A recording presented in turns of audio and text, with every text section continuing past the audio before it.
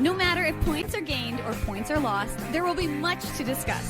For analysis regarding tonight's Winnipeg Jets game, here are Dave Manouk, Ezra Ginsburg, and your host, Drew Mandel. The Illegal Curve post-game show, presented by Play Now, the official sports betting partner of the Winnipeg Jets, starts now. Good evening, Winnipeg. Good evening, Manitoba. For all those joining us live this evening on our YouTube channel and all of our social media platforms, we say good evening, universe, and welcome to the Illegal Curve post-game show presented by our friends at Play Now. With Dave Manouk, with Ezra Ginsburg, I'm your host, Drew Mandel.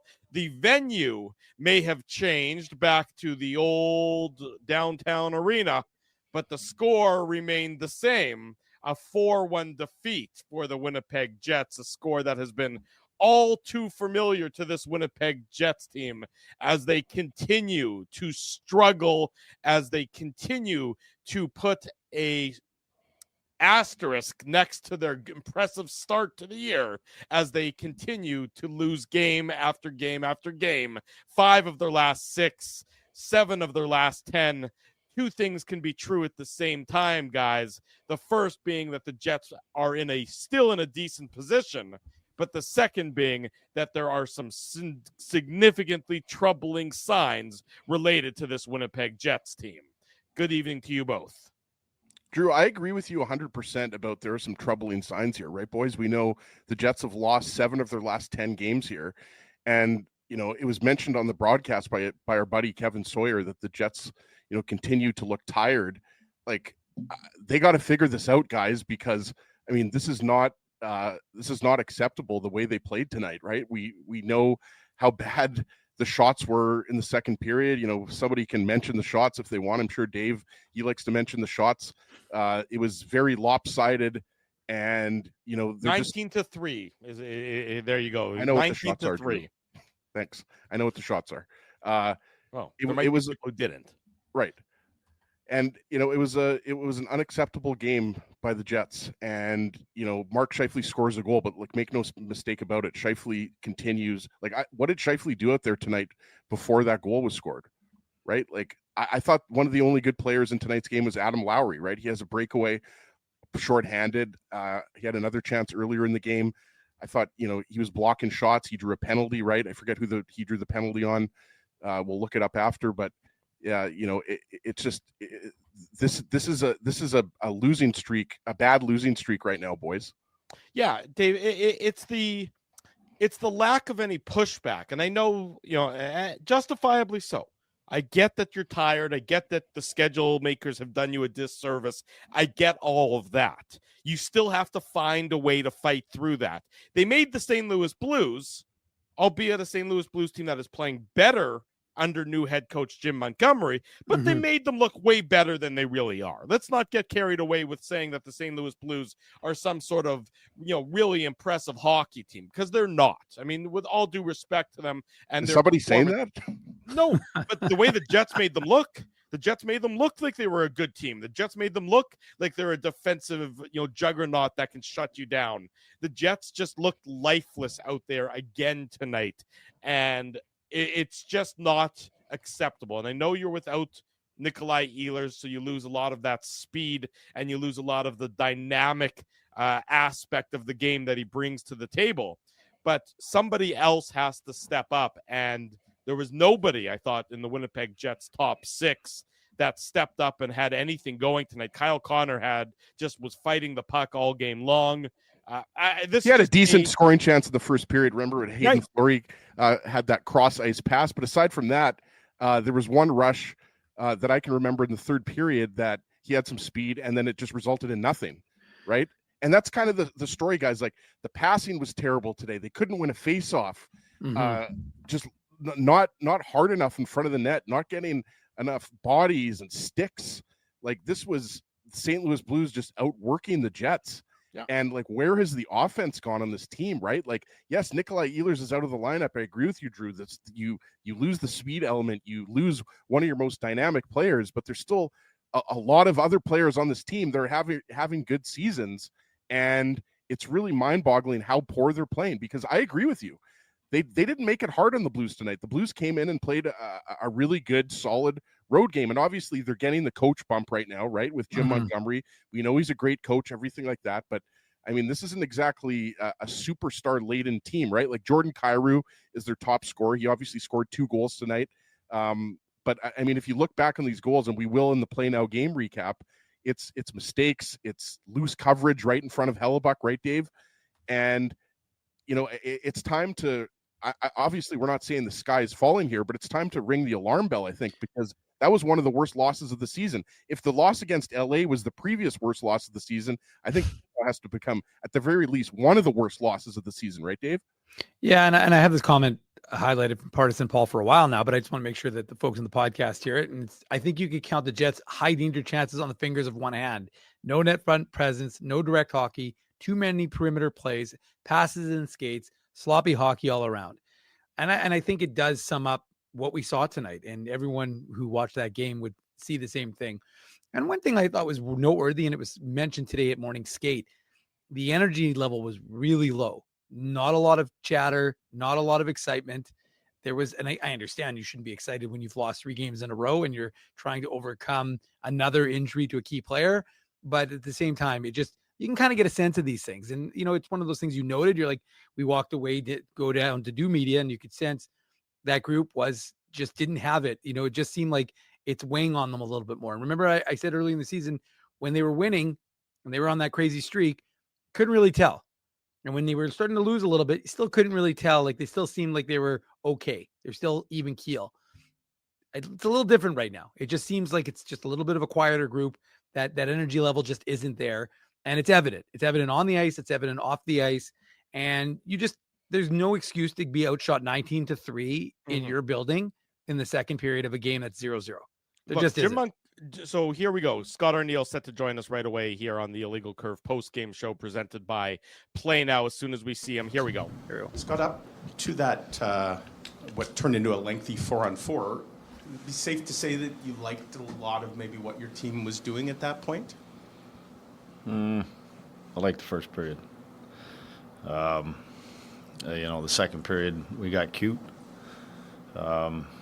We missed assignments on the 4-on-4 twice, but the second period, it was just, we were trying to play cute hockey. We were trying to highlight reel plays. We weren't just playing north-south and, forcing them to defend like we did in the first. And, obviously they scored those 2 goals, but they spent pretty much the whole period in our end of the rink.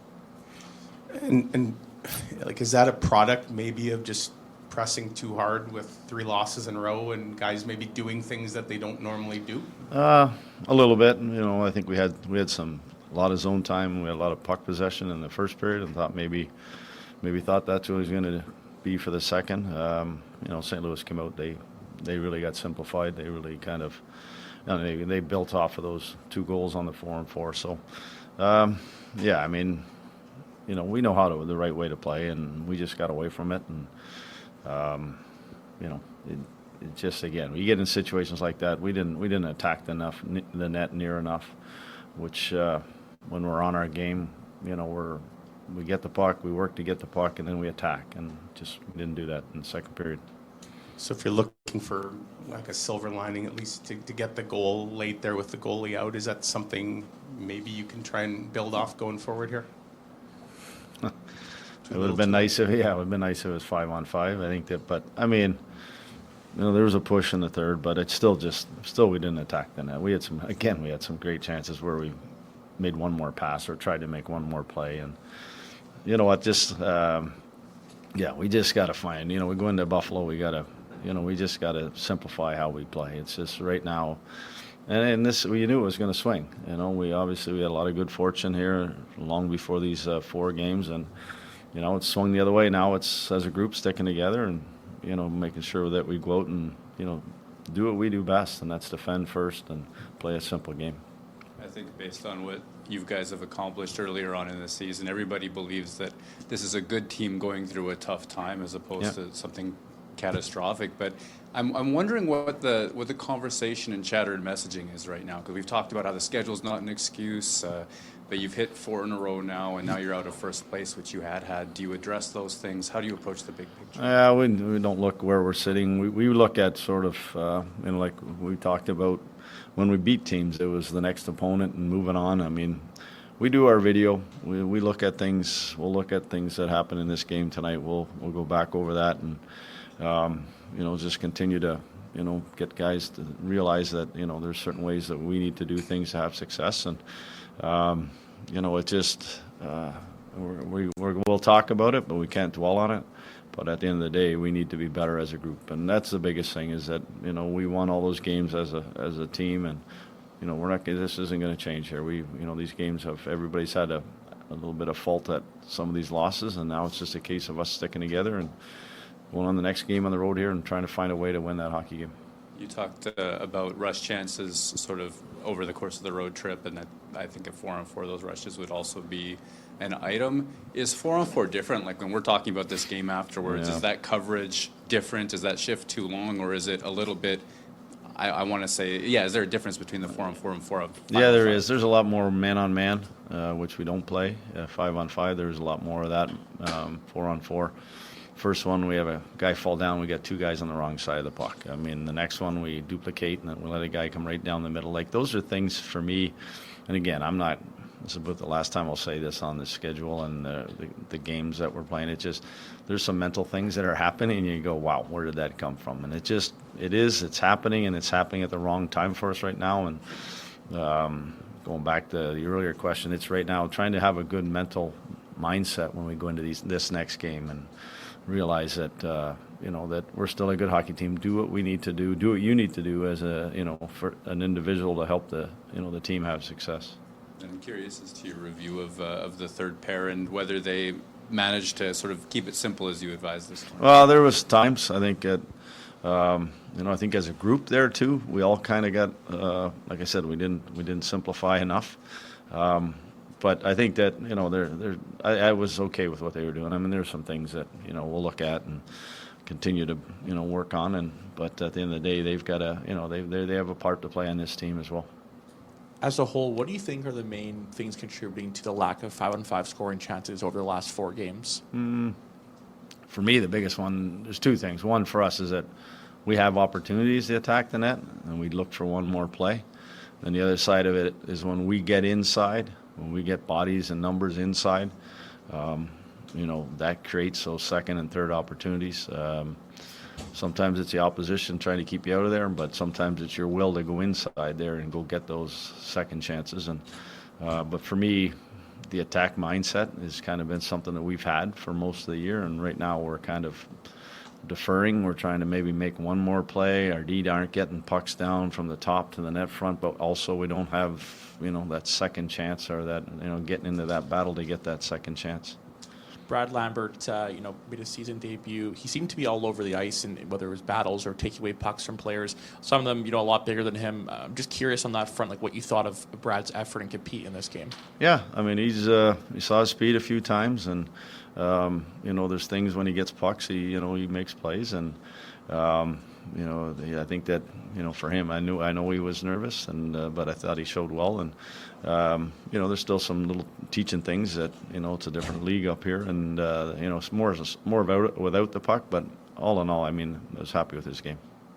When you talk about simplifying, is it as simple as just getting more pucks to the net based on your shot count, getting bodies to the net, and just getting the puck there based on the goal you had tonight and another great chance I think Scheif had when he redirected it? You guys just need to get men to the net and get more pucks there. Well, we started to make 50-foot passes and 100-foot passes coming through the neutral zone. Like when we make the 5-foot, 10-foot passes and we're giving and going and one touching and then attacking off of those offensively when we have puck support and we did it. We did it in the first. We had it. The movement was going, and we had some opportunities. But again, like I said, in the second, it just seemed like we wanted to make one more play, and it's that mindset of this league. There's good goaltenders. You're not going to just get those one-timer situations with nobody standing around you. It's going to take greasy goals, getting inside, and deflections, those type of things. And right now, going back to the original question, like we haven't been able to score as of late, so it's probably going to take greasy ones. It isn't going to take highlight reel ones. When you play the kind of hockey you guys play, where it's all about going and getting the puck back as quick as possible because that gives you more opportunities. It's been acknowledged by the coaching staff in years past and this year. That's a hard brand of hockey to play. You got to grind to play that kind of game. Is there something to this that you guys got such a lead at the beginning of the year that it's hard to stay motivated to play that style of game when there's not anyone nipping at your heels at some point and you fall off? No, I don't think so. That's disrespecting the league and the other teams. I think that we're not a team that can just go out and we're not the 80 Oilers just go out and have the puck the whole game. I mean, this is a hard league, and I don't think that's our case right now. This is just, sometimes it's the mindset. You go out there and, oh man, I haven't scored. I'm not getting my chances. And your mindset is, I'm going to get rid of the puck or I'm going to pass it off. And I just think that it's just us and that getting back to our mindset of being an attack team when we do get the puck. That just will go a long way towards us kind of spending more zone time, having more zone time and create more opportunities. Thanks. There he goes, Jets head coach Scott Arniel joining us tonight on the Illegal Curve post-game show presented by Play Now.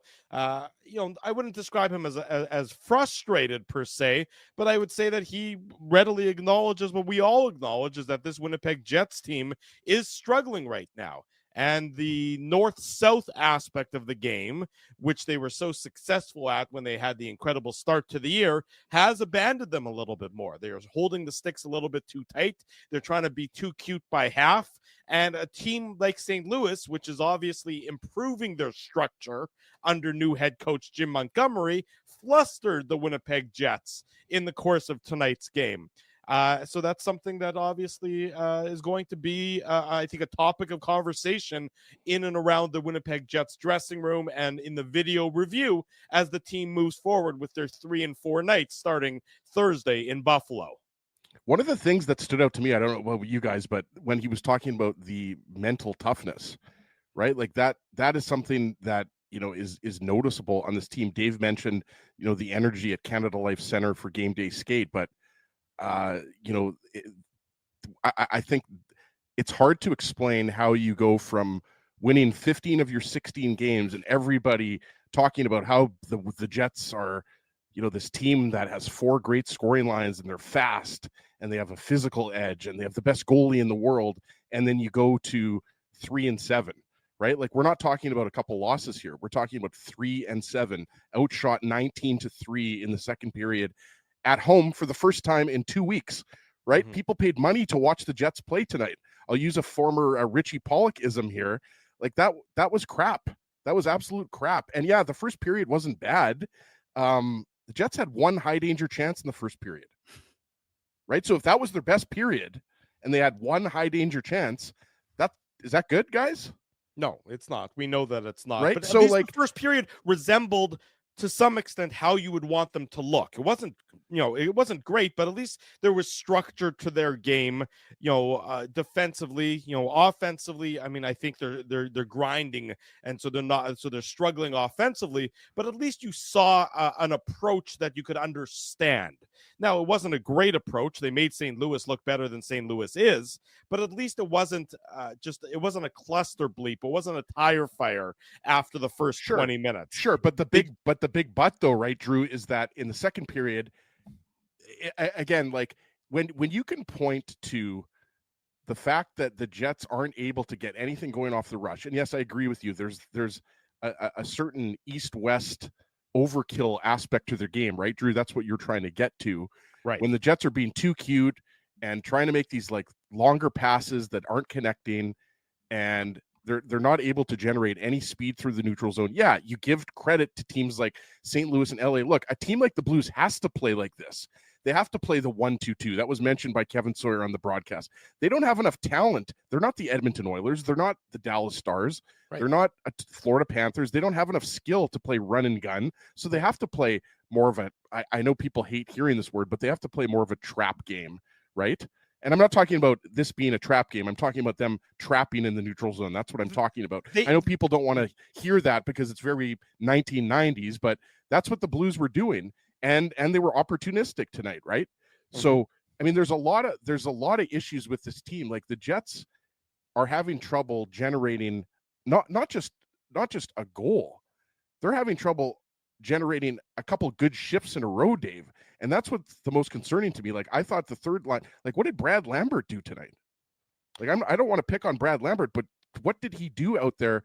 What boost did he give to the lineup? What boost did Ville Heinola give to the lineup? Why is Logan Stanley still in the lineup? I mean, all of these questions, like I found a lot of these decisions peculiar. I understand calling up Brad Lambert, but then putting him right at second line center and moving Nemestikov. Like, are we at the point where Vlad Nemestikov is the Jets' number one center right now? Well, I mean, with Scheifele continuing to be injured or hampered by an injury or whatever it might be. I mean, this is a Winnipeg Jets team that has more questions than answers right now. I mean, that's simple. Now, you would rather have more questions than answers after you win 15 of your first 16. So that's the asterisk there. But certainly right now, there's a lot of unknowns about this Winnipeg Jets and a lot of things to be concerned about the Winnipeg Jets. And I don't know that they necessarily know the answer aside from let's simplify our games, because they shouldn't be falling apart as significantly as they have over the last little while. There's no reason why the offense should have dried up as significantly as it has. And if there is, a specific reason, then go out and address that reason. Go out and figure it out. Find out what it is. Is there a game plan that teams now have against you? Because the Jets have made a lot of what I would describe as relatively mediocre teams look pretty good in the last little bit. The Blues, relatively mediocre. The Predators, relatively mediocre. The LA Kings, okay, maybe they're a little bit maybe they're an okay team or they've also lost to two of the best teams in the Western Conference, right? So, I know I'm taking those games out of the equation. I would say that right now, because the game against Vegas, the game against Dallas, the Jets played pretty well in those two games. So I'd say right now, to some extent, the Jets are maybe playing down to the level of their competition and or are having trouble, Dave, getting up and, to play some of those weaker teams in the Western Conference. Yeah, that's a fair point, Drew. But, the fact of the matter is you need to just focus on the game that we're watching right now. And we've addressed all those previous games. And the Jets, came back, they had the day off, they're ready to, go. But like I said, there just seems to be a bit of a malaise. And again, whether it's the Scheifele mystery, I mean, it was interesting because, Scott Arniel said this morning, well, hockey players want to play. And it's like, yes, but you're in charge to let them know if they're not helping the team and they aren't capable of playing. Now, we saw Mark Scheifele take some faceoffs, did that in the third period when he returned to playing with Gabriel Velarde and Kyle Connor. But, if it's clear that he's hampered by something, right? And so that there, like you said, like, why is Vlad Nemestikov as your top first line center? And especially given the fact that I also agree. We all know that he's injured, Dave. I think it's that he's injured and he's not playing well. That's the issue. That's the key part of that. If he was injured, but he was still playing pretty well. Yeah, you're still getting the contributions for sure. The injury is impacting his performance at this point, is what you're saying. I don't think he's half of the player. I mean, he's having over a point per game season. He doesn't have a goal in his last 7 games, though. Well, he does. Pardon me, he has 1 goal in his last 7 games, right? Yeah. I forgot that. He got a garbage time goal that was meaningless. Drew, he has 0.5 goals in his last 7 games. Yeah. I mean, look, you can't perform like you did on home ice. You can't have 3 shots in the second period. You can't have 11 shots through 40 minutes. Kevin Sawyer said it on the broadcast. I might get the number a little bit wrong, but it's something like 14 straight games that the Jets haven't generated 30 shots or more. I think it was 13, but yeah. Okay, well, that is a warning sign. And that's more than just a teeny tiny sample size. And I know shots aren't necessarily, the be all and end all. And some teams, when you're trailing, are shooting from everywhere in hopes of getting something. But the Jets just aren't generating enough offense. They're not generating enough traffic in front of the opposing goalies. They're not holding the puck enough to be, a threat to their opponent. These are all sort of hand in hand with one another. That are significant issues that you need to find out. Now, is it a problem that the Jets can't get out of their own zone? So now, okay, so you have this as a problem. This is the problem. Now, why is this the problem?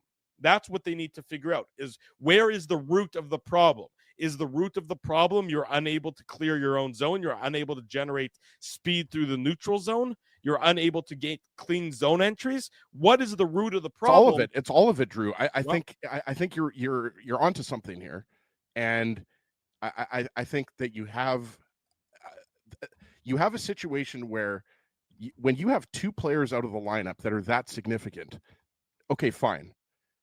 But two players out of the lineup should not mean that you turn from an elite team into a mediocre, below average team, which I agree. They've looked like that for several games in this 10-game stretch, right?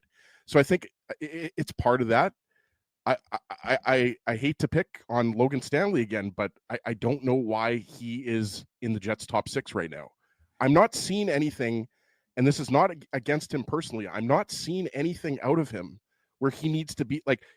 What is he doing that he should be in the lineup over Colin Miller or Dylan Coghlan? Like, we all saw Dylan Coghlan play against Vegas, first game of the year with the Jets, right? First or second? I think first. It was right? the first game. Yeah. And he's noticeable out there. He can go out on the power play. He can skate. He can move the puck. We talked about it. He put up 40 or 45 points in the American Hockey League last year, right? I'm just not seeing it. And I'm gonna, this is just my own personal opinion.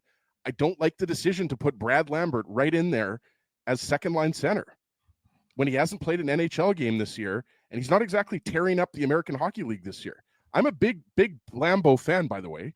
I think he has a bright future in the NHL.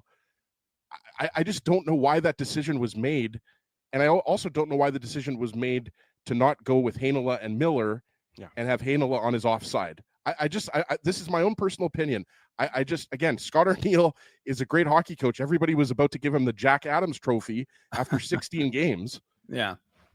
I'm just saying, people might disagree with me, but I think throwing Brad Lambert in there to be the second line center against, sure, the Blues are not a very good team, but they're scrappy, and they prior to tonight's game, I guess, including tonight's game, they have points in 7 of 11 games, right? So that tells you they're doing something right. They're a half decent team. They're not a Pittsburgh or a San Jose. They're not that bad. Right. So I just, to me, that was a bit of a Hail Mary to put Brad Lambert in the second line center.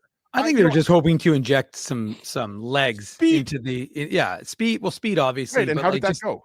No, well, I mean, again, you don't know until you try it, right? And I just think like the Moose are off. They've, and you're not wrong, as the Moose as a collective group are not scoring at all this season. They're 30th in the AHL right now.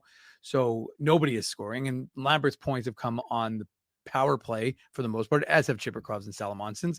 Most of the guys who are having a little bit of success in that regard are doing it on the power play. But yeah, I mean, look, I think that, I mean, it's curious also not to put David Gustafsson in the lineup, just because if your group is as tired as they are, maybe giving guys a night off here and there is going to be, serve your group well. Because right now it just seems, what did Cole Perfetti do in this hockey game? Did he do anything? No. I wouldn't blame this game on one player. I really wouldn't. I would say that, look, guys, how many times have we seen Dylan DeMello pinch and get burnt as a result? And I don't mean like they create a chance out of it. There are I don't know, I can think of at least 3 or 4 instances where DeMello is pinched, whether it's in the neutral zone or in the O zone, that directly results in a goal against. So, I mean, it's a collective group loss to me. Again, nobody is standing up. Nobody is dominating these games. Like Kyle Connor made a bunch of mistakes. I mean, even on the power play, Connor's back check to get back in the second period, I think it was the first power play. There was a play where he's just kind of half skating back. And it's like, well, there's going to be a 2-on-1 if you don't skate a little harder there, Kyle. And so I'm just saying that whether it's weariness, and again, I'm not here to make excuses for the Jets. I don't really, they don't pay us. So we don't have to make those types of justifications for why they do what they do or why things happen. We just try and give you honest analysis here on this program. But Yeah, Maybe to that's me. worth considering who's getting paid by the Jets and who's not when it comes to analysis, but that's a separate issue Well, entirely. anyways, so I guess what I would say is that to me, this was a collective. Like I don't know, other than I would say, to be honest with you, the only guy who positively stood out for me, Ezzy, and you Lowry. mentioned him to start, was Adam Lowry. But other than what Adam Lowry did, I don't look at this group and say. And to me, Brad Lambert was fine. Like it's the second NHL game of his career, of his young career. I mean, I wasn't. No, I but I'm wasn't not. expecting. It's not. It's not just his play. It's putting him in that position because of how bad you've been playing for the last week. Like, Yeah, but they thought they'd insulate him by putting Gabriel Velarde with him and having maybe a little bit of connectivity with Cole Perfetti. And again, like I said, it's one game. So, but I just don't think that this team has it going on, right? So I just think, unfortunately, you tried something, it's fine. And the reality is he's going to get a little bit of leash, because we know that Nikolai Ehlers, as Scott O'Neill told us today from the Matt Frost, is at least 7 to 10. And God knows what that means. It could be longer. It could be shorter. They said they hope it's shorter, but we know that, he was put on IR retroactive to the 29th, I think. But whenever he left, whenever that game was, but the point is, he said 7 to 10 days from today. So, like I said, Lambert will get some more games in. Where he plays, we don't know, but ultimately he's going to get some more games. Look, I think the team is right now not playing with enough speed. So you need to find a way to get speed into your lineup. So I don't think that I think Brad Lambert has probably got some leash to go with this, that he's going. I mean, I don't expect that he's going to be back with the Moose and not on this road trip moving forward. I think that the team is going to give him some opportunity to get acclimatized, but they need to find a way to play with speed. And to your point about Logan Stanley, Dave, I agree with you wholeheartedly. Or Ezzy, sorry, that might have been your point. I didn't think I said anything, but okay. Sorry, it was Ezzy who made that point, and I agree with you entirely. You need to find speed on your back end, and you need to find a way to move the puck up north-south on your back end. And Logan Stanley and Heinola on his off wing is not the answer to that. Well, that's what I'm talking about. It's like, I'm not isolating these guys and saying that it's because of Lambert the Jets lost, or it's because of Perfetti that the Jets lost, or it's because of Stanley that the Jets lost. I don't think they were put into positions to succeed tonight. That's what I'm saying. I think, look, I said this on Saturday's show, and I stand by it. I would have time to see an elevated version of Rasmus Kupari in the lineup, just because he plays exactly what Scott O'Neill was talking about. He plays a north-south game, and he plays it with speed. And so, put him out there doing what he does. And, yes, he might not have the best hands on the team, but put him out there doing, he's got better hands than Axel Jonsson-Fjällby, because I know some people would say, well, Fjällby's got speed. Yes, but he just doesn't really know what, he doesn't need a stick because he doesn't know anything what to do with the puck. Kupari can still use this. He has some puck skills. So I would have time for him being elevated a little bit and see if the north-south of his game translates and rubs off a little bit on some of his line mates. Because at this point, I would rather see Kupari as the second line center than Brad Lambert. And I'm not saying that Brad Lambert is a fourth line plug. That's not what I'm saying. Mm-hmm. I'm saying he's a 20-year-old who has a grand total of 2 games of NHL experience, and he's stepping into a position where the Jets are struggling. And I think that's too much pressure to put on him. Again, that's my own opinion. That's my own opinion. I just don't think you're putting him in a position to succeed by plopping him in there as a second line center. The second line center is a very important role in the NHL. And I'm not, again, I think Lambert is going to have an excellent career in the NHL. I'm just saying the timing of this to me was, I was curious. It surprised me, to be honest with you. I wasn't surprised that he was called up. I was surprised that, okay, we're going to drop him right in there. Deployed. Exactly. Yeah, I don't disagree with you there. I like I said, I have time for Kupari just to see what he can bring to that role. I know that everyone says he's got stone hands. I can see people in the chat saying the same thing. Well, I don't think he's got stone hands. I think he's got stone hands. I think he's had issues at the NHL level finishing, but that's not stone hands. I mean, he's got a couple goals this year. Okay, but he's on the fourth line. I don't think anybody was expecting Kupari to pop in 20 goals this year. He's looked dangerous. But he's played well. And look, he's a guy that we've talked about it. He's got an underrated physical element to his game, right? Like, how many body checks were thrown in this game? Like, this was a crappy no-hitter game. And it was a no-hitter and not in the good sense of it from the Winnipeg Jets perspective. 18 body checks is what they were credited with. 4 of those going to Adam Lowry, which tells you that, As an aside, by the way, I was in the car during the second intermission, and I was listening to our friends at CJOB, and I know that face-offs don't matter, but holy crap, they were 36% the Jets were on the face-off. No, but it was nuts. Like I think Shen was like 5. Their numbers were, I don't know who the best guy was, but he was like 9-1. Like their numbers. Shen went 11 wins, 3 losses in the face-off circle. But it wasn't Shen. Shen was at that point, I think it was like 5-2. But like their face-offs were, and again, like I know that people say it's not a big deal, but even Gabe Velarde talked about. I thought his comments today were really interesting. We can talk about them on Saturday, but just in terms of, just the responsibilities in losing the puck and, how that creates when he was a young guy talking about for Lambert as he, how that nervousness of not starting with the puck and losing it and what that means. So guys can say it doesn't mean anything, but it means something to these hockey players. I know they say it doesn't correlate necessarily to goals, but at the same time, obviously like possession is somewhat important as well. Shifley, for the record, took 15 faceoffs today. So no, I know. He's getting healthier or they've given up on the experiment. But wouldn't you agree that he looked better? He doesn't look like Mark Shifley 100%. Clearly, we would all acknowledge that. But I thought in the Vegas game and in the Dallas game specifically, he did start to look a little bit more normal. Again, I don't think he's healthy at 100%, but I thought he looked better in the last couple of games than he had looked previously. I would agree with that. It seems like whatever was ailing him seems to be maybe he's trending upwards when it comes to that injury. Is Shifley not making Team Canada? By the way, it seems like apparently not. Wow. I mean, I looked at the roster of Team Canada, and obviously it's a good roster. I would suggest that folks skip the tournament and enjoy a week off of just chilling and nilling. That might be a good piece of advice. You might be right. You mean this isn't a make-believe tournament? Yeah, I was going to say, you know what? Instead of paying attention from February 12th to the 20th, take an 8-day holiday, go do something else, and then go to Florida, go to Hawaii, and then tune in 26 when they go to Italy in the Winter Olympics. Yeah, Joe from Winnipeg will be there. There won't be post-game shows following Team Canada against Team Finland during the Four so you're Nations telling Cup me, Drew, Brandon Hagel's making the team over Mark Shifley? Apparently.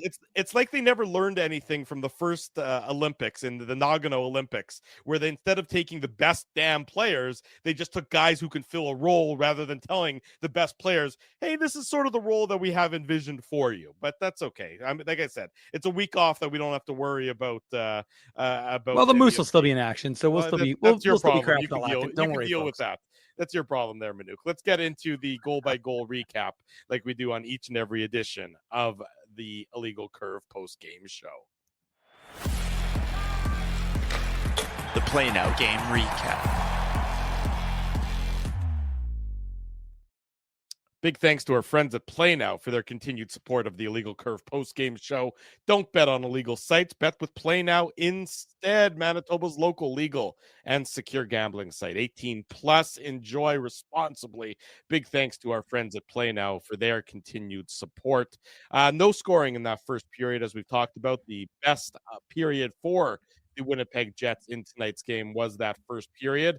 And then the second period, where the Blues were badly outshooting the Winnipeg Jets, and they finished the period outshooting them by a 19-3 margin. For the longest time in that period, there also was no scoring.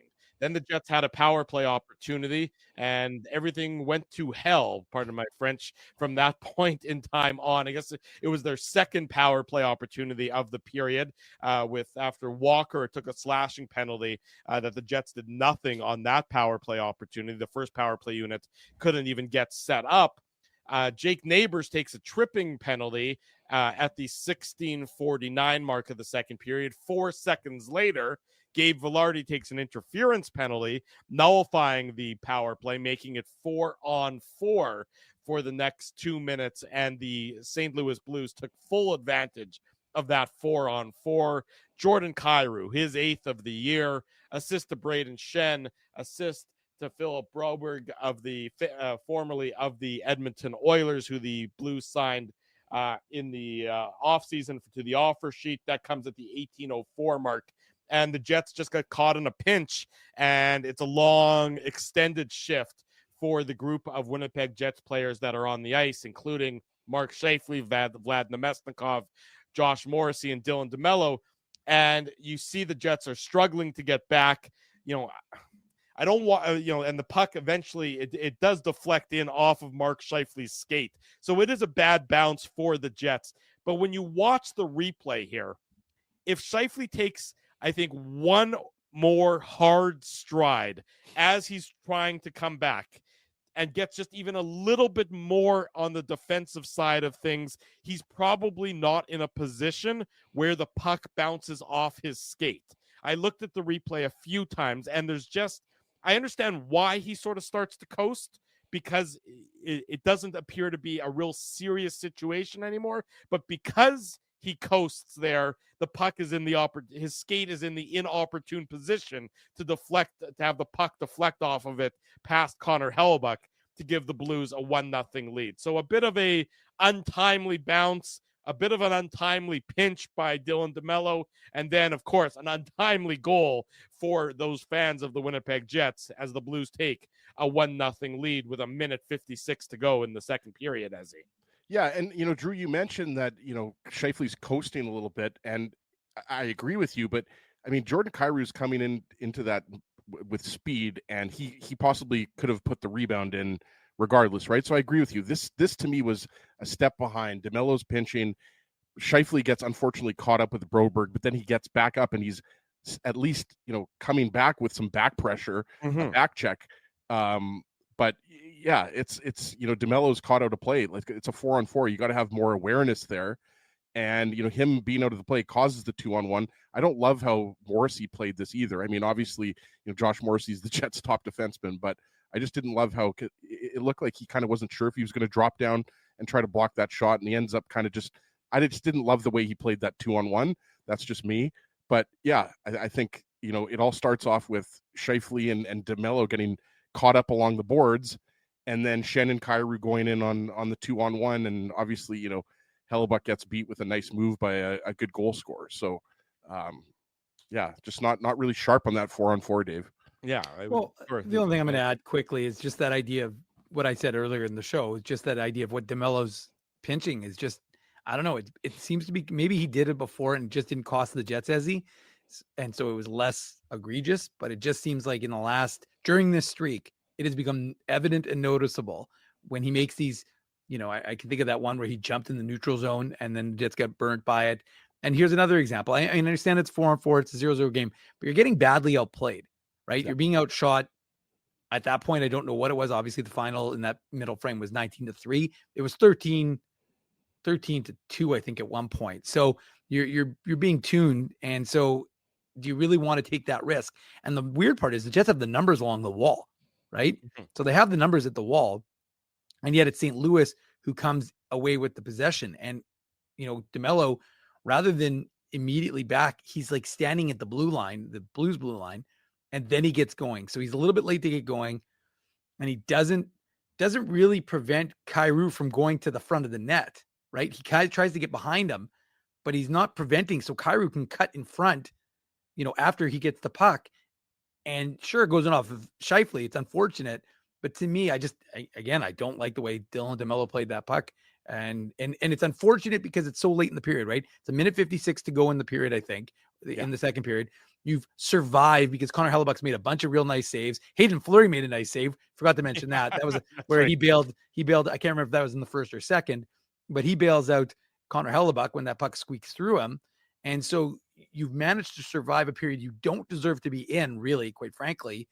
And yet that kind of happens to kind of break your back a little bit and give the Blues some life and some, a little bit of zest, right? Because they've now finally been rewarded for, they're pouring on the shots. They don't seem to be able to solve Connor Hellebuck. Right. And then finally they do. They get rewarded for playing a good period. They get rewarded for being the better of the two teams by far through most of the first 39 minutes of the game, and then it gets from bad to worst for the Winnipeg Jets when Dylan Holloway gets the game-winning goal 39 seconds later. His eighth big of the night year. for the to interrupt you, Drew. Yeah, big for night for the former Oilers. Yeah. For the RFA brothers, a big night for them indeed. The Offer Sheet brothers. Yeah. Holloway, his eighth of the year, assist to Robert Thomas, and Perunovic, who's only in the lineup replacing Justin Falk. He had a 2-point night for St. Louis, so nice little reward for being in the lineup there. And this is just, again, Dylan this is Sandberg's all buddy, by the happening- way. Would you say Dylan Sandberg's buddy? Yeah, they played together at UN. And they were both Bulldogs, if I recall correctly, Ezzy. They were, yeah. And isn't his dad the coach? Yeah, he is actually. I'm pretty sure his dad's the coach of the Bulldogs. Yeah. Oh, there you go, Dave M. This is just a terrible play by Neil Pionk. I mean, Craig Button talked about this on the intermission, that Pionk is just putting himself out of position on this one, just going for a skate and then turning around. I mean, he's up at the the referee's circle. And if you're a defender and the puck isn't anywhere near there, you shouldn't be near the referee's circle, which happened is at the red line against the boards. You're just out of position. There's way too big of a gap now between Pionk and Hayden Fleury, and Pionk's in a chase position coming back here. And the Blues are going to say, okay, thank you very much. You've decided to make it a lot easier for us. And Holloway makes no mistake in taking the pass from Robert Thomas and beating Connor Hellebuck. Again, just look, I should have T-shirts made that say it at this point in time, but the attention to detail is not appropriate for Neil Pionk in this instance. Don't pull yourself out of decent position for no reason. Keep your structure. When you lose your structure, the opponent takes advantage of it, and that's exactly what happened. He's here. in no man's land, Drew. That's exactly exactly like he's not. There's nothing happening over there. I like again. This is one of those situations where like they're going to watch that and they're not going to have to tell Neil Pionk. He's going to know. He's going to be embarrassed watching the video, because that's what these guys do. They have video sessions and they watch all the goals, and that not only do they watch the goals, they just watch plays based on what the coaches want them to watch. And you're absolutely right. And I have it paused right now because when we break down these goals, we have them. We all have them on our screens paused, and I've got it paused to when Dylan Holloway passes the puck to Robert Thomas. It's a 2-on-4 situation. Mm-hmm. Right. And so Dylan Holloway, it's a give and go. Holloway passes it to Thomas. Thomas gives it back to Holloway, and he's obviously entering the zone with speed, right, boys? But like, this is a goal that shouldn't be scored. Lowry kind of he goes by Lowry, goes by Fleury, right? Fleury kind of has one hand on the stick, gets the rebound. Like, what are we doing here? Right? Like, the second goal bothers me a lot more than the first goal. The second goal shouldn't. The first goal, obviously, it's a bad pinch. It's the defensive coverage isn't great. Scheifele's a little bit passive on the back check. This goal, 45 seconds later or whatever it was, like it's 2-on-4, and like Drew said, there's this big gap. So what happens? Right. Holloway decides, okay, here, give me the puck. I'll go in and score a goal. Like it was way too easy. The first goal, you understand what the approach was. The second goal, it's just laziness and shoddiness that you see here. There's no logic for why Neil Pionk is going where Neil Pionk is. You might not like the pinch by Dylan DeMello on that first goal, Dave, but at least you can understand the reasoning for it. This one, there's no reason for why Neil Pionk made the decision he made. Sure, and I mean, I think it's another example though of Hayden Fleury looking like he's playing one level above where Hayden Fleury should be playing. And I understand out of necessity, that's what you're doing, right, Ezzy? Because as we learned from today, you're not going to get Dylan Sandberg back for, he basically said, at least. I mean, he basically said it's 4 weeks after the injury, but realistically, that's when he wants to start asking about it again. Not that he's going to be ready in 4 weeks after the injury, which was sustained 10 days ago. So, I mean, I understand that this is what you are right now until you either make a trade, because you don't have someone down on the farm who's going to be a left shot, replacement for any of these guys. So, I mean, that's just your reality right now. That's what you're dealing with. But again, like I said, like Fleury just seems like it's just that there's a difficulty there, and I'm not blaming him entirely, but again, it's another one of those situations where the gap is too big, I think, in terms of, where he's allowing the offense, the player in the offensive zone to go. And that to me is the problem on this. As you guys have outlined already, and I don't need to go belabor the point, but I think it's a number of instances where guys made mistakes, those mental mistakes that Scott O'Neill was talking about. And here's another one where there's just too big a gap and Fleury's kind of standing still, caught in no man's land. and it allows the Blues to take a critical 2-0 lead because, 1-0, certainly not insurmountable. Got to give the Winnipegger Joel Hofer credit. He's played well whenever he plays his hometown team, right, Ezzy? We remember the weird game in St. Louis, I think it was, where he lost his shutout bid because he had to get his skate repaired or something. So who was it who came in? Was it Thomas Greiss? Thomas Greiss. So anyways, the point is that a 1-goal lead is not insurmountable. But again, end of the period, 39 seconds after you had just given up the first goal, now you're down 2-0. That seemed pretty much like stick a fork in these guys. They're done. Yeah, and then the third period starts, and you're looking for some pushback from the Jets, and there really wasn't one. That, to me, is also concerning. Don't talk to me about the Scheifele goal when you're down 3-0. That's not pushback. That's also with an extra attacker. You pulled the goalie. It's a 6-on-5. Right? It's a 6-on-5 situation. So you're right, Drew. That's the definition of garbage goals. Exactly right. Garbage that's goal. That's window dressing at its finest. Where's the pushback in the third period? To me, is the question. To start the third, where are you coming out with speed and energy and again, the St. Louis Blues playing some nice hockey as of late, getting, having an improved structure and improved team under their new head coach. But a 2-goal lead, St. Louis isn't great, everybody. The Jets should be able to have that be not insurmountable if you come out with the right level of speed, if you come out with the right level of give a damn factor. And I just didn't think you saw it from the Jets. And to me, that's a little bit concerning. It absolutely is concerning, Drew. And I think that speaks to what Scott Arniel mentioned in his post-game presser. Mm-hmm. Is this mental fragility? Is this mental fatigue? Is it physical fatigue? I know a lot of people in the chat tonight have been talking about how the way the Jets were playing is not sustainable. Well, that's a huge red flag to me. If the way the Jets were playing that was leading to success is not sustainable and it's early December, right? That's a huge problem.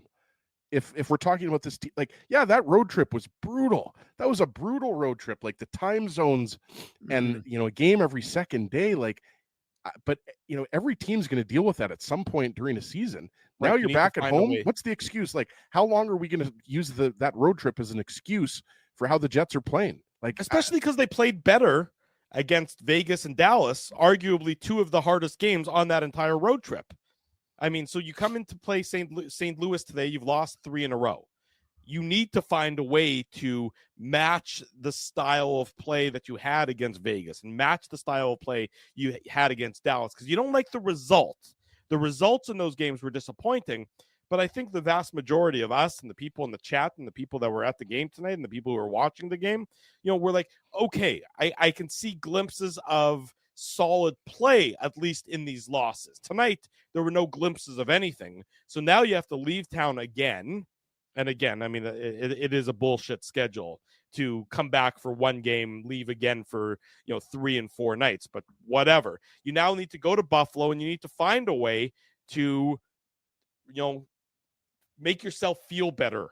You need to, because you didn't do it on this home game against St. Louis. So now you have to do it on the road, ostensibly, which is a more difficult task, going up against the Sabres, then going up against the Blackhawks, and then coming home on the second half of back-to-back to face the Blue Jackets on Sunday. So you got to find a way to do it. You got to find a way to pull yourself out of it. You were unable to do it tonight on home ice. So you got to find a way to do it where now there's going to be an extra degree of difficulty associated with it. The Blues make it 3-0 in the third period. It's Jordan Kyrou, his 9th of the year. Dylan Holloway and Perunovic getting the assist. This coming at the 6:38 mark. Any thought of a Jets comeback? There were no glimpses that it was going to be occurring, but that was any thought of it went dissipating away when Kyrou scores, turns and fires his 9th of the year. Better team wins tonight. Simply put, the better team wins tonight. The Jets do get a goal from Mark Scheifele. It comes 6-on-5, which, for some reason, the NHL does say it's an even strength goal, which I guess technically it is, even though the goalie's been pulled. It isn't technically an even strength, not 5-on-5, but, 6-on-6, I suppose, even strength in that sense. Scheifele, his 13th assist to Neil Pionk and Josh Morrissey. Maybe that gets Scheifele going after he's been struggling with the injury over the last little while. Not sure about that, but I do know that it'll count as the Seagram shot of the game. Seagram's shot of the game. Big thanks to our friends at Seagram's for their support of the Illegal Curve post-game show. I know a number of you were probably reaching for a bottle and watch tonight's performance. Hopefully that bottle was Seagram's 83, Manitoba's #1 whiskey. 4-1 is ultimately the final in favor of the St. Louis Blues as Robert Thomas hit the empty net shortly after Scheifele scored. It took him all of 36 seconds to drive the stake into the Winnipeg Jets' heart yet again. Faxa and Brandon Saad getting the assists on this one. The Blues come into Winnipeg and for the first time in a long time get a victory playing in downtown Winnipeg. A well-earned victory for the St. Louis Blues by a 4-1 margin. 7th time in the last 12 games that the Jets have lost or won a game 4-1. Very weird. A statistical anomaly if I've ever heard It one. is weird at this point. It is. It's definitely a little bit odd. Because when I saw it, I was like, okay, that's weird. That's another 4-1 game. And I was like, oh, but it's probably been like all season long. But it was weird. No games in October. It was that first Dallas game, November 9th. And then since then, so in less than a month, they've done that 7 out of 12 times. Well, when we come back on the Illegal Curve post-game show, we'll wrap tonight's Jets-Blues game and look ahead to Thursday night as the Jets head back out on the road, this time to upstate New York to face the Buffalo Sabres. Drew Mandel, Dave Manouk, Ezra Ginsburg with you on this Tuesday night. It's the Illegal Curve post-game show. Don't go anywhere.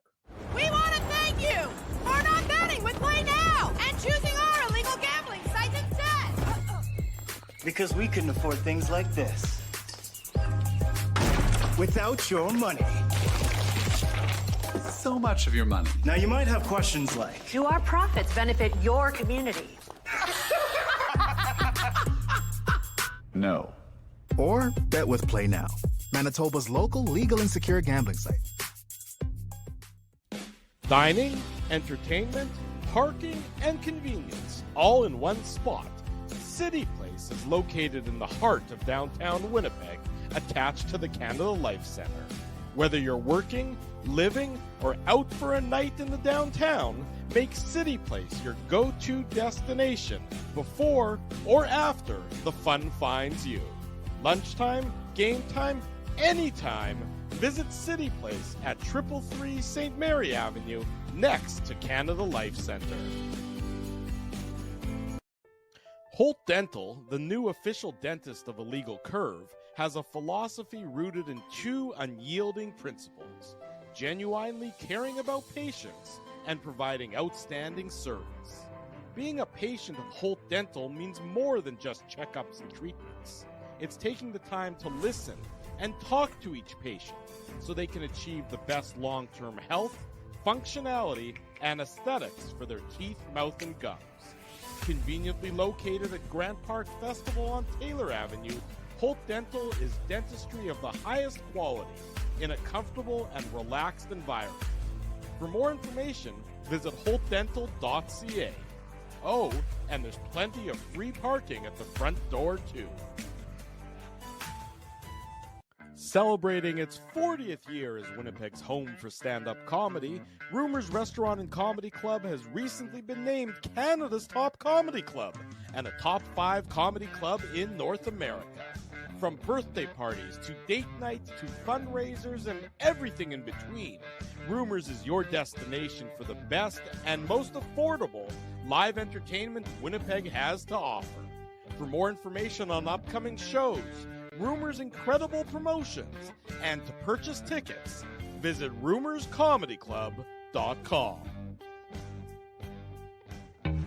So you're a pizza person, you married a wing person, but somehow your kids are salad people. You can't pick your fam, but you can pick your BP meal deal, starting from $18.99 for takeout or delivery at bostonpizza.com. Welcome back to the Illegal Curve post-game show. Drew Mandel, Dave Manouk, Ezra Ginsburg with you on this Tuesday night. Just want to point something out regarding the Jets and their possession numbers over the last little while, over the last month. So a month of the season, November 3rd through December 3rd, the Winnipeg Jets possession-wise, 23rd in the NHL. So you can see that they are struggling even to get the puck on their stick so far as of late, which certainly can, to some extent, explain the doldrums that they've been going through. 3 wins, 7 losses in their last 10 games, 5 losses in their last 6. So certainly Jets need to find a way to turn things around, get the puck on their stick, start generating more offense, start generating more scoring chances. So you wonder what Scott Arniel, what the coaching staff, what Kevin Cheveldayoff have up their sleeve in an attempt to arrest the slide that the Jets have been on starting Thursday night against the Buffalo Sabres team. By the way, a Sabres team that's going to be pretty ornery. They were up 4-0 after 20 minutes against the Colorado Avalanche tonight, ended up losing 5-4. So you should have 2 teams with burrs in their saddles on Thursday night in Buffalo. We'll see which of the Winnipeg Jets show up, because I'm confident the Sabres are going to be playing with a little bit of a chip on their shoulder. Do we know if the wedge ball was in net for Colorado or was it Gorgiev? That's a good question, Mr. Ginsburg. And if you keep talking for a second, I can give you that answer. I'm just curious because Drew broke that trade. That was a flashback to the TSN 1290 days, Dave, when Drew would break trades. It was Gorgiev to start, and then Wedgewall came in. And then he got pulled.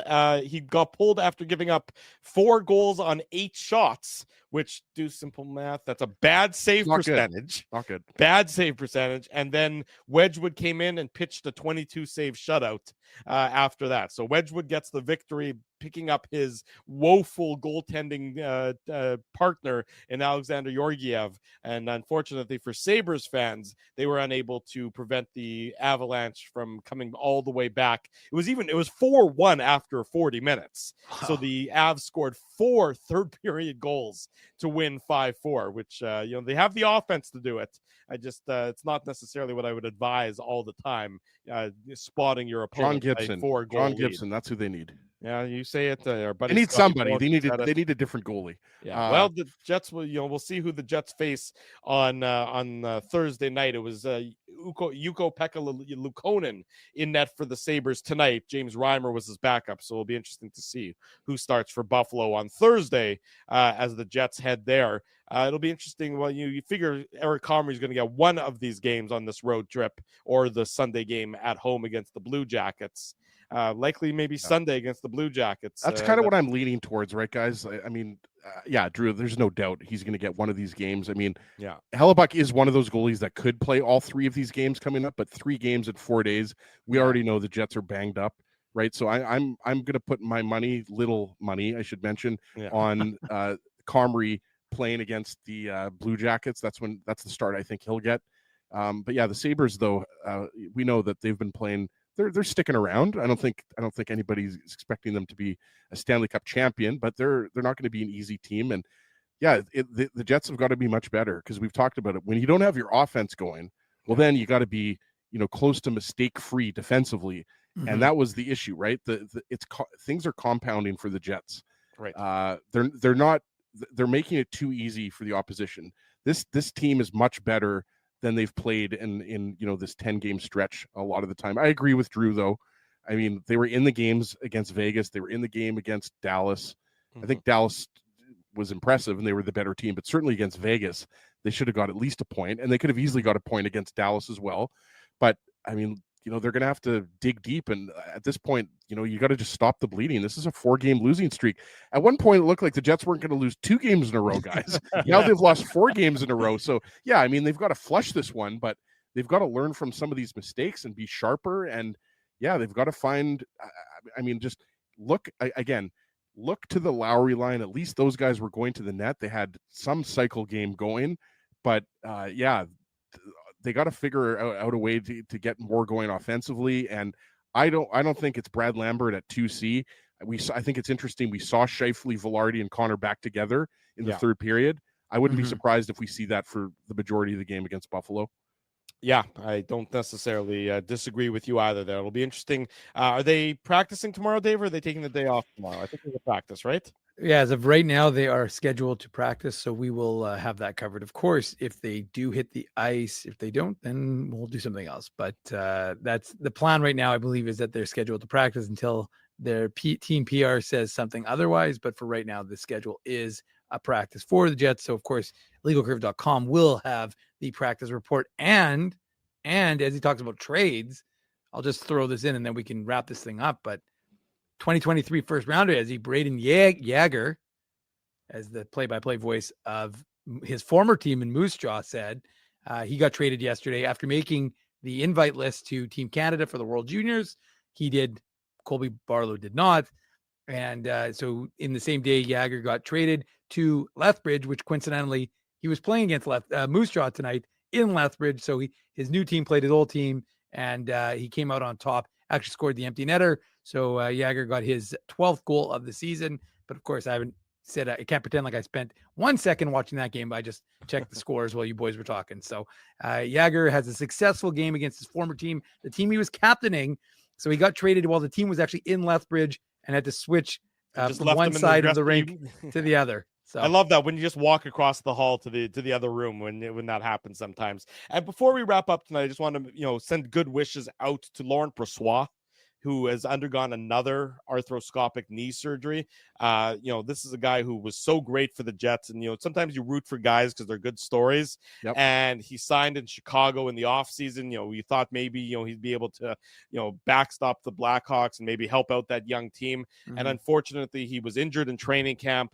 And he was supposed to come back, but he's had a setback after setback, and he just underwent another arthroscopic knee surgery. So he's going to be out another 6 weeks. So, for a guy who's been really good for the Winnipeg Jets over his career, but unfortunately has had injury troubles almost everywhere else he has gone, I wanted to make sure to maybe throw him some good wishes. I doubt he's tuning in, but maybe you never know that somebody might relay the message to him that, you never want to see a guy injured. You never want to see a guy struggling. And I know it's got to be difficult for him to be out for so long. So wanted to wish him the best as he's suffering yet another knee injury. Go ahead, Dave.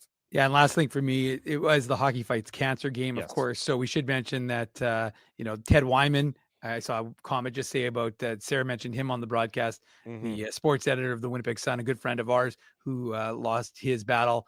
And Scott Arneal talked about it, and everybody has been affected, unfortunately, by it. So, as much as people want to get angry about sports, there's so many more big things in life. And this allows you to be a distraction sometimes if you're battling your own, if you're in your own battle. And so we hope we can provide you a little comfort.